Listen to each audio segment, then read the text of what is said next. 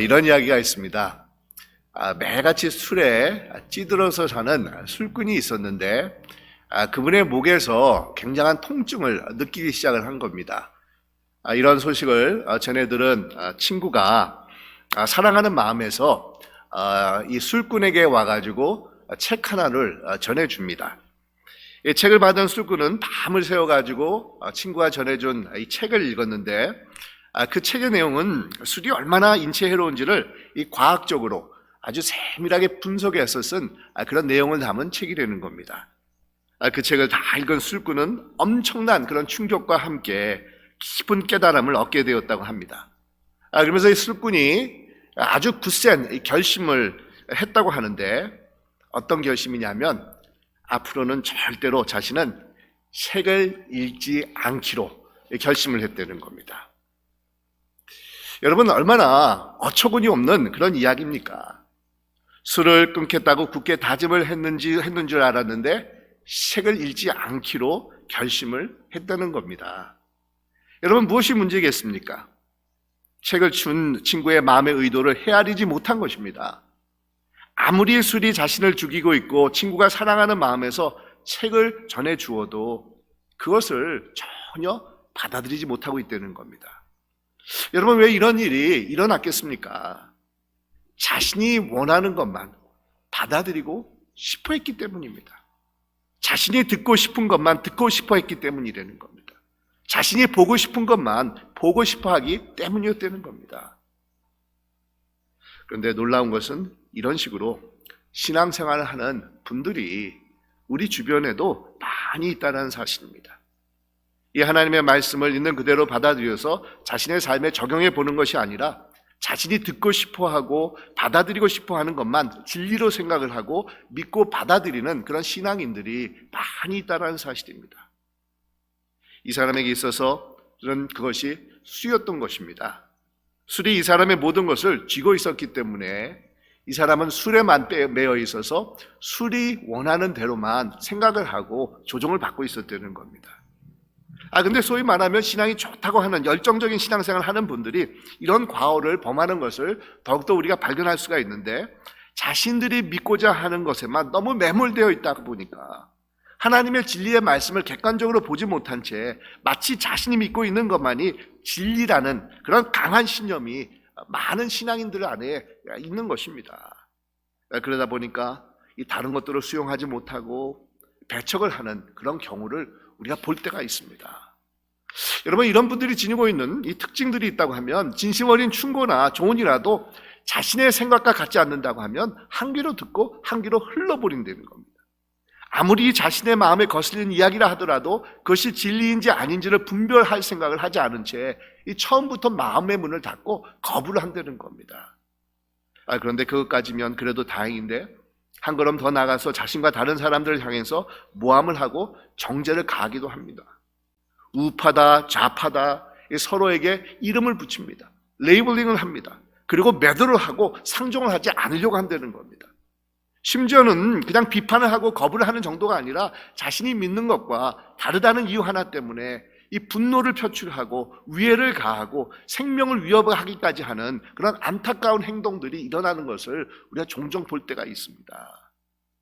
여러분, 이것이 바로 오늘 본문 말씀에 기록된 그런 내용입니다. 예루살렘에서 결박과 고난이 자신을 기다리고 있음을 알고 있음에도 이 바울은 성령께서 주시는 그런 사명감을 가지고 예루살렘을 맞이하지 아니하고 찾아오지 않았었습니까? 아니라 다를까 바울은 모함을 받아가지고 거의 생명을 잃을 뻔한 상태까지 가게 되는데 할례 받지 못한 이방인을 거룩한 성전으로 데리고 들어갔다라는 이 거짓 모함을 받아가지고 과격한 유대교 신봉주의자들에 의해서 이 폭행을 당하고 이 돌에 맞아 죽을 위기에 바울이 처하게 되었다는 겁니다.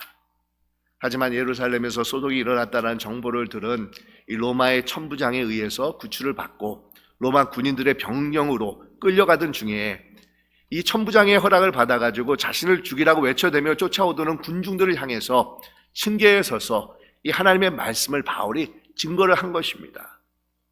이 바울은 이 자신은 비록 해외에서 태어난 유대인이지만 일찍이 예루살렘으로 유학을 와서 이 가말리엘이라고 하는 당시 최고의 율법학자 밑에서 수업을 한 열렬한 유대교 추종자였다라는 것을 밝히고 있습니다. 이 얼마나 본인이 유대교를 정말 열정적으로 열심을 가지고 섬겼느냐 하면은 스데반을 돌로 쳐서 죽일 때 그 자리에서 자기가 주동을 했었고, 또한 예수를 믿는 자들을 잡아다가 옥에 가두기 위해서 먼 다메섹까지 가기 위해서 가고 있었다고 얘기를 합니다. 그러는 중에 부활하신 예수님께서 직접 나타나셔서 이 자신을 변화시킨 산 체험을 아주 생생하게 이 군중들에게 전해줍니다. 그때까지 유대의 군중들은 조용히 침묵을 지키면서 바울의 이야기를 듣고 있었습니다. 그런데 갑자기 하나님께서 자신을 멀리 이방인의 복음의 사역자로 보내시겠다는 말을 하는 순간에 이 군중들은 돌변을 하면서 다시 소리를 지르면서 저 바울을 죽여야 되겠다고 이 난동을 피우기 시작을 하는 겁니다. 여러분, 왜 유대인들은 바울의 이 말에 흥분을 감추지 못하고 죽여야 된다고 하는 끔찍한 말까지 서슴지 않고 내뱉으면서 정말 바울을 향해서 고함을 지르고 있었겠습니까? 바로 유대인들이 지니고 있었던 고질적인 이방인들에 향한 이 편견 때문입니다. 이 편견은 자신들만이 하나님의 택함을 받은 선민의식에서 출발하는 이 편견이었습니다. 이 자신들만이 할례를 받고 율법을 받아서 지키는 하나님의 특별한 사랑을 받은 자들이라는 이 대단한 자부심이 유대인들 마음속에 있었다는 겁니다. 그런데 여러분, 그 자부심이 너무 과하다 보니까 자신들의 정체성에 대한 긍정적인 자긍심으로만 이 작동을 하는 것이 아니라 할례 받지 못한 이방인들을 향해서 무시하고 경멸하고 천대하는 아주 잘못된 이 배타주의로 흘러가게 되었다는 겁니다. 이 하나님은 자신들만 위하시는 분이시고 이방인들은 지옥의 땔감으로만 쓰여질 사람들이고 개와 같은 존재들이라고 여기신다라는 확고한 신념을 이 유대인들이 가지고 있었습니다. 그러니 하나님께서 이방인들에게 구원을 전하라고 바울 자신을 보내셨다는 말을 이 유대인들이 어떻게 받아들일 수가 있었겠습니까? 정말 이들 생각 속에는 하나님은 오직 자신들을, 유대인들만을 위하시고 구원하시는 하나님이라는 확신 가운데 있었기 때문에 이방인들을 구원하려고 자신을 보냈다고 하는 바울의 말을 도저히 용납하고 받아들일 수가 없었다는 겁니다. 그런데 여러분, 우리가 하나님의 뜻을 성경을 통해서 좀 더 곰곰이 생각해 본다고 하면 우리 하나님께서 가지신 의도는 절대로 유대인들만을 위한 것이 아니었다는 겁니다. 우리 하나님께서 유대인들을 택하신 것은 맞지만 우리 하나님의 뜻은 구원은 유대인들만을 위한 편협한 것으로 만드신 것이 아니었다는 겁니다. 우리 하나님께서 유대인들을 택하신 이유는 유대인들만 거룩한 백성이 되고 하나님의 축복을 독차지하기 위해서가 아니라 유대인들을 택하시고 그들을 축복하심을 통해서 이방인들이 그것을 보면서 하나님께로 나오게 하기 위해서 유대인들을 특별하게 선택하셨다는 겁니다. 그래서 여러분, 우리 하나님께서 유대인들의 조상이자 굉장히 존경하는 아브라함을 부르실 때 이 복의 근원이 되라 라고 말씀하신 후에 이 뭐라고 말씀하고 계십니까? 너를 통해서 모든 민족이 복을 받게 하겠다라는 약속의 말씀 또한 주고 계신 것입니다. 그러니까 여러분, 자신들만 잘 먹고 잘 살고 잘 지내는 것이 아니라 모든 그런 만민들이 함께 더불어 하나님의 은총 가운데 살아가기 위한 것이 바로 하나님께서 가지고 계신 이 목적이고 의도였다는 겁니다. 그런데 유대인들 자신들만이 하나님의 선민이라는 이 특권 의식으로, 그런 확신으로 가득 채워져 있다 보니까 자신들 이외에는 이방인들에게는 전혀 안중에도 없었다는 겁니다.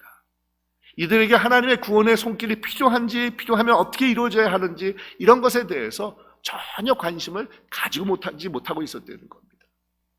관심을 가지고 있지 않았을 뿐만 아니라 이방인들에게 하나님의 구원이 필요하다는 사실조차도 유대인들에게 있어서는 용납할 수가 없었습니다.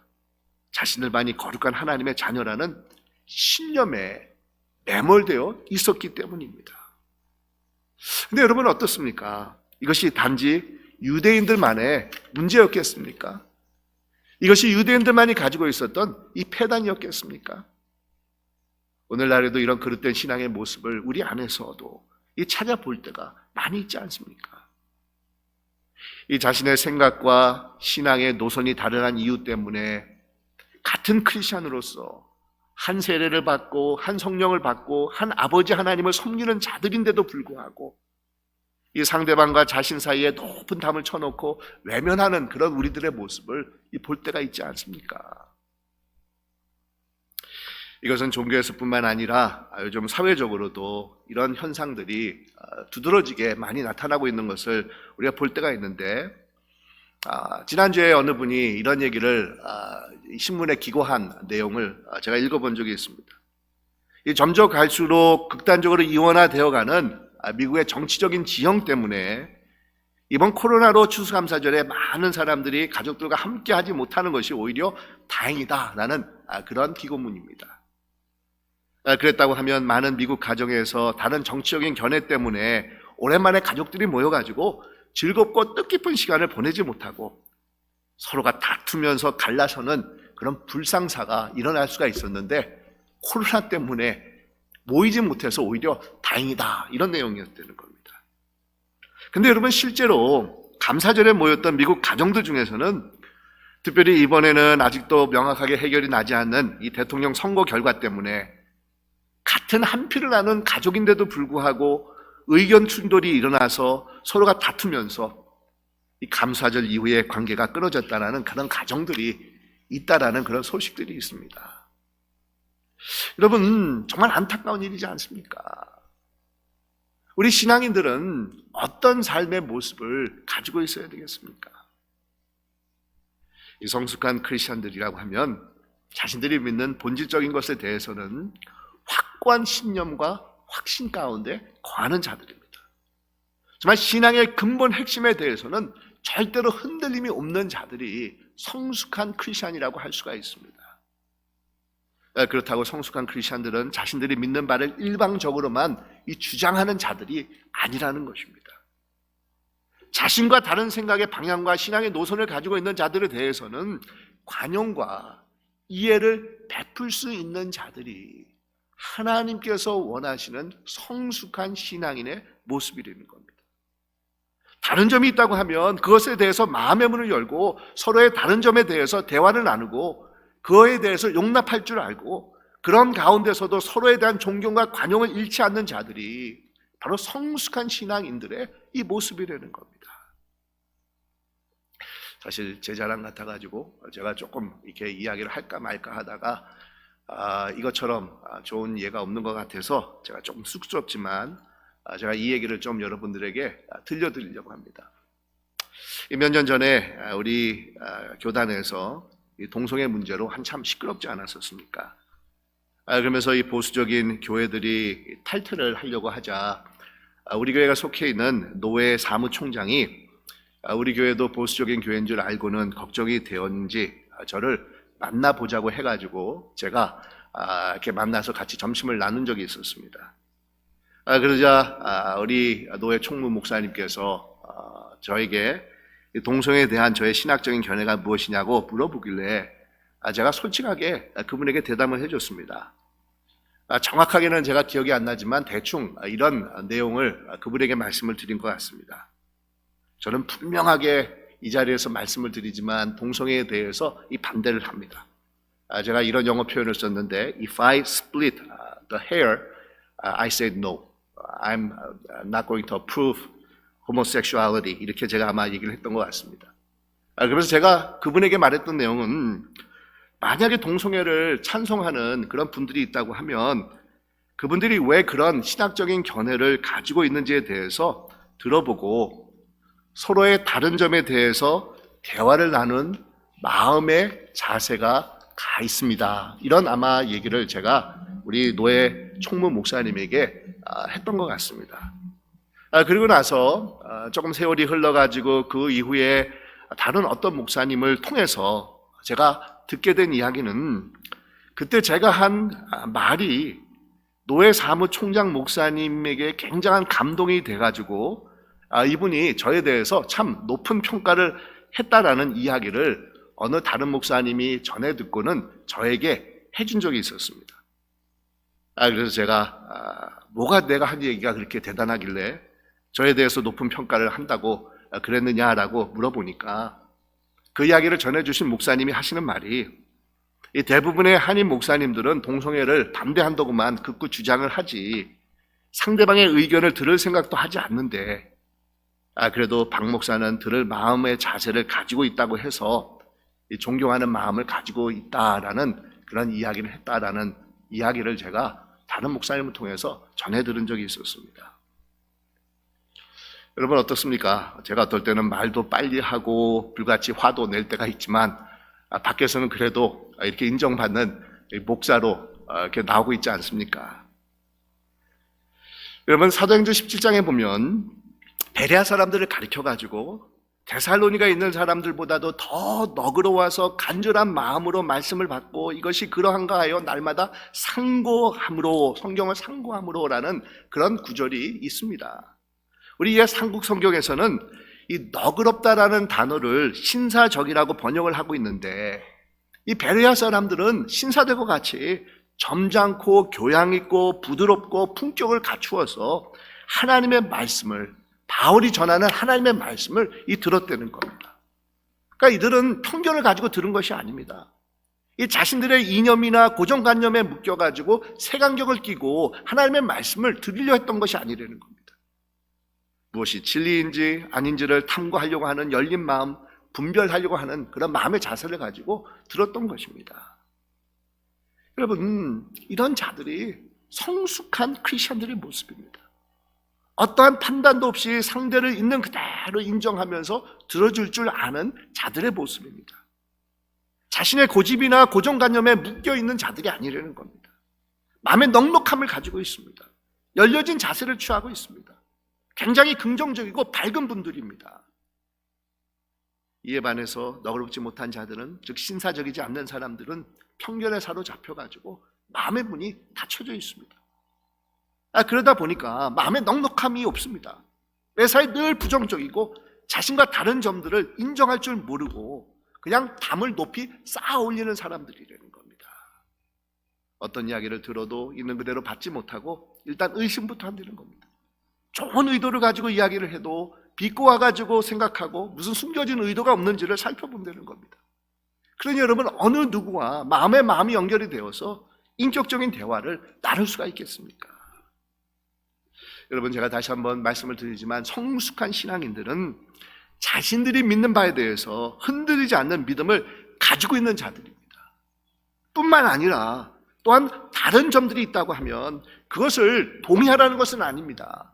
하지만 다른 점을 인정할 줄 알고 그 다른 점을 가지고 있는 자들에 대해서 존중과 관용을 잃지 않고 유지하는 자들이 바로 성숙한 크리스천들의 이 모습이라는 겁니다.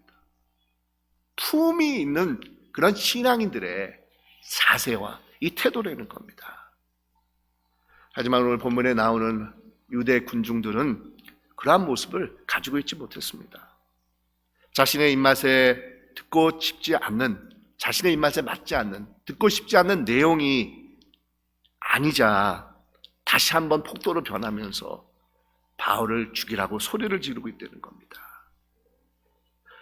이에 바울에게 무슨 문제가 있어서 그러나 궁금해진 로마의 천부장이 바울을 영내로 데리고 와가지고 왜 유대인들이 그러는지를 바울을 채찍질해서 신문을 하려고 합니다.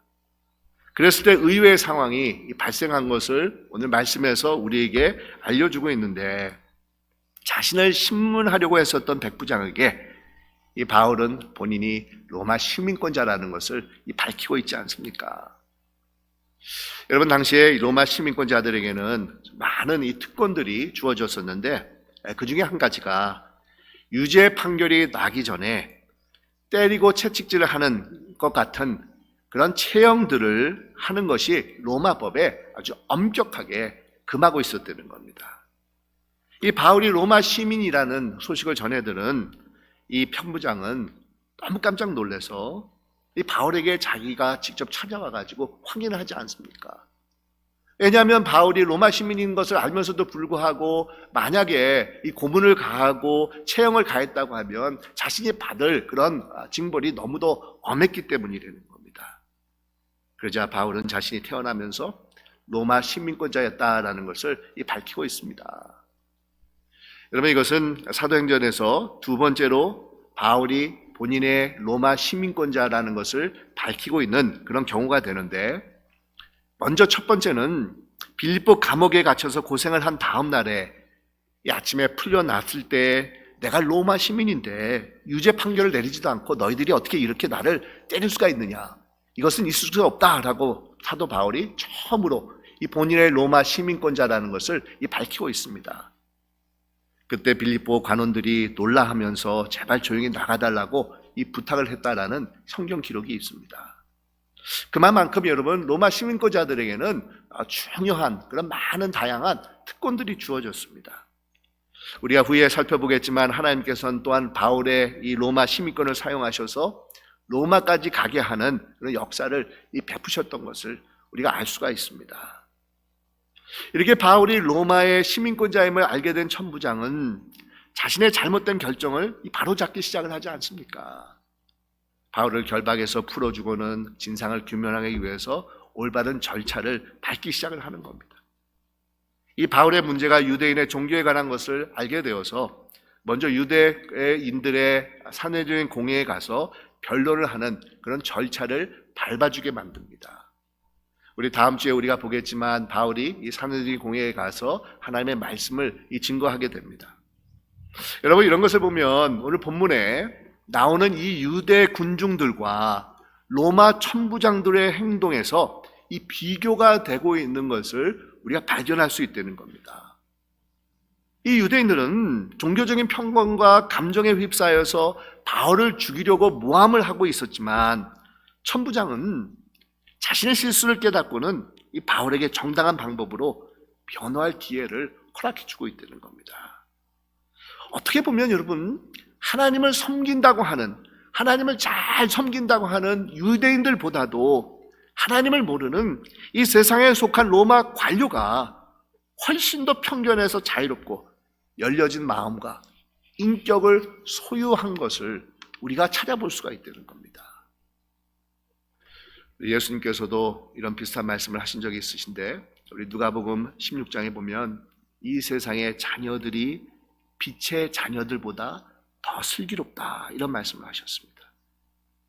그러시면서 세상의 자녀들에게 믿는 자들이 배울 점이 있다라는 것을 지적하고 계셨다는 겁니다. 여러분, 그렇습니다. 종종 우리 신앙인들은 우리들이 만들어 놓은 도그마에 빠져가지고 그것에 매몰되다 보니까 독단적이 되기도 하고 그것에 얽매여서 상대를 정죄하기도 하고 심지어 죽이기까지 하는 심각한 오류에 빠질 때가 있다라는 겁니다. 그래서 여러분, 성숙한 신앙인으로 성장하기 위해서 우리는 끊임없이 자신 안에서 올라오는 내부의 적들과 싸워 나가야 된다는 겁니다. 제가 젊었을 때는 신앙생활을 하기 위해서, 성숙한 신앙인이 되기 위해서 외부에서 오는 그런 세력들과 정말 맞서서 싸워야 된다라는 그런 생각이 강했었는데, 제가 조금씩 나이가 들다 보니까 외부에서 오는 그런 적들과도 우리가 싸워야 되겠지만 무엇보다도 내 안에서 일어나는 적들과 싸워야지 내가 성숙한 신앙인으로 하나님 앞에 올바로 설 수 있다라는 그런 생각이 더욱더 절박하게 드는 것을 느낄 때가 많이 있습니다. 여러분, 우리 안에서 올라오는, 우리 안에서 일어나는 내부의 적들이라고 하면 이 게으름입니다. 욕망입니다. 잘못된 습관들입니다.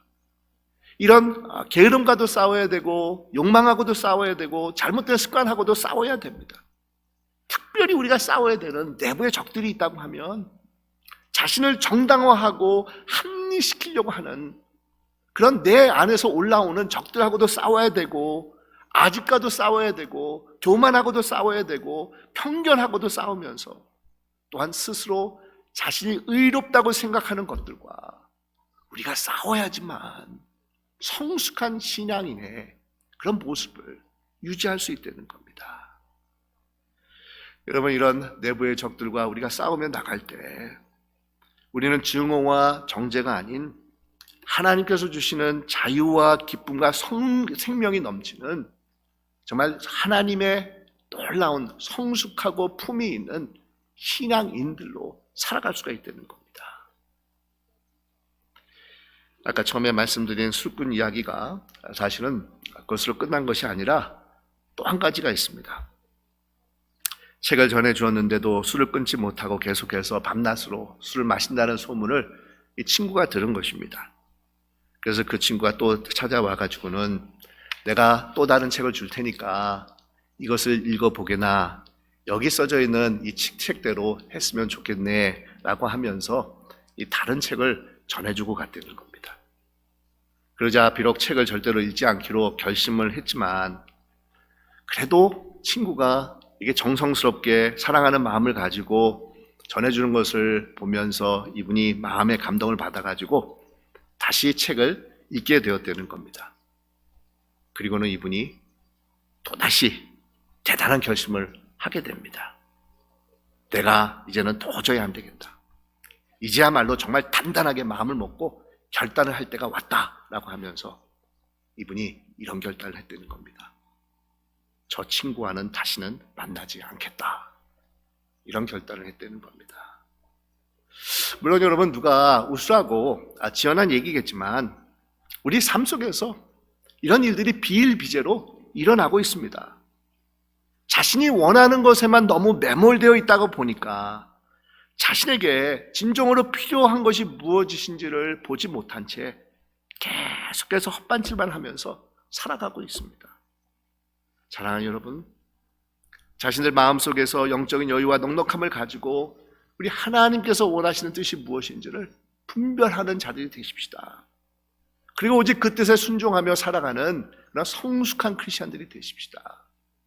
혹시나 내가 가지고 있는 것에 정말 잘못된 것이 있을 수가 있고 내가 주장하는 것에서 하나님께서 기뻐하지 않는 것이 있을 수 있다는 것을 우리가 명심하면서 자신을 늘 살펴보고, 혹시나 나와 다른 의견이나 다른 생각의 방향을 가지고 있는 자들이 있다고 하더라도 그들에 대해서 품위를 가지고 존경하고 또 이해해 줄 수 있는 그런 모습을 가질 때 우리는 성숙한 크리스천들이 될 수가 있는 것입니다.